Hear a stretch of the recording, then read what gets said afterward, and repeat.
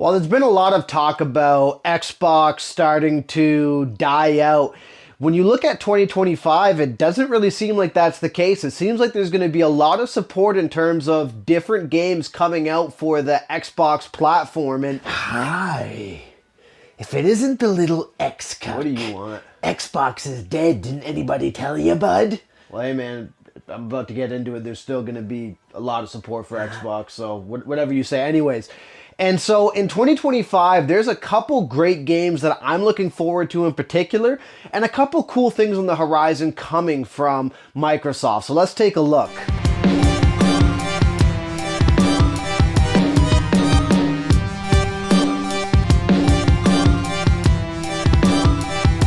So to start, there's three particular games that I think are going to be big hits in 2025 when it comes to the Xbox. The first one being Doom: The Dark Ages. Now, it hasn't been officially announced as coming out in 2025, but based off of the track record of the previous Doom games being released, there's a strong chance that this game will be coming out in the first or second quarter of 2025.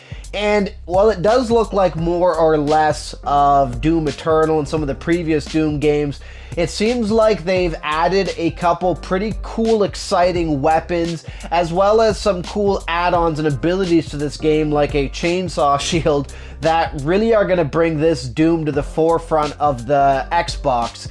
And of course, it's going to be hitting other consoles. And Xbox doesn't even have any exclusives, bud. They all come to PC. Didn't you guys have a bunch of your games come to PC as well? Yeah, well, we don't talk about those ones. Anyways, and so that's one of the big games that I'm looking forward to. Another game in particular that I think is going to really change the landscape for a lot of Xbox gamers is Fable. Now, I was a fan of the original Fable, and I played that quite a bit back on the original Xbox. However, I kind of abandoned the series after that, as it didn't really deliver on some of the promises that were being hyped up for the game at that time period. However, I know that as the series progressed, I kind of regretted not picking up the second one or some of the additional content, as it looked like they ironed out some of the features of Fable, and it seems like the new Fable reboot is a culmination of all of those things, and maybe even better as far as storytelling goes. And some of the initial trailers of this game to me look really exciting, and as far as I'm concerned, are going to be a big game releasing on Xbox and most likely on Gamepass, and really will be pretty exciting for a lot of different gamers, especially ones who are into role-playing. And that theme kind of continues this year with Xbox, as another big title for the console is going to be Avowed, which looks like it's going to be a Skyrim-style game. And so far, looking at some of the early impressions, it seems like a lot of people are speaking high praise about this game and its world, and it looks like it's going to be a big deal when it hits Game Pass.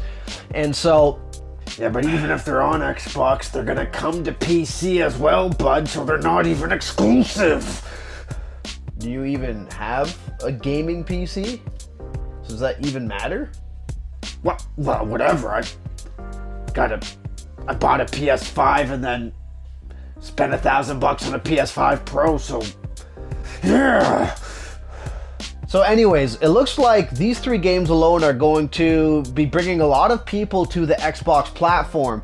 Now, of course, I know that throughout last year, one of the biggest concerns for a lot of people was that Microsoft was porting these over to other consoles. But again, my opinion kind of remains the same, that I think that Microsoft is going down a good path in keeping Game Pass as a service-based product and starting to expand the ecosystem of it through multiple different devices, as well as keeping their consoles as just an option and a place to play some of their games.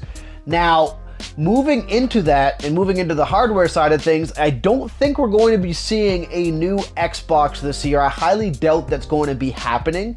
What I do think we may end up seeing, or we might end up seeing some prototypes of it, is Microsoft's reported handheld, which again, I think is just another part of their ecosystem to allow their Game Pass service to grow and give gamers the options to play.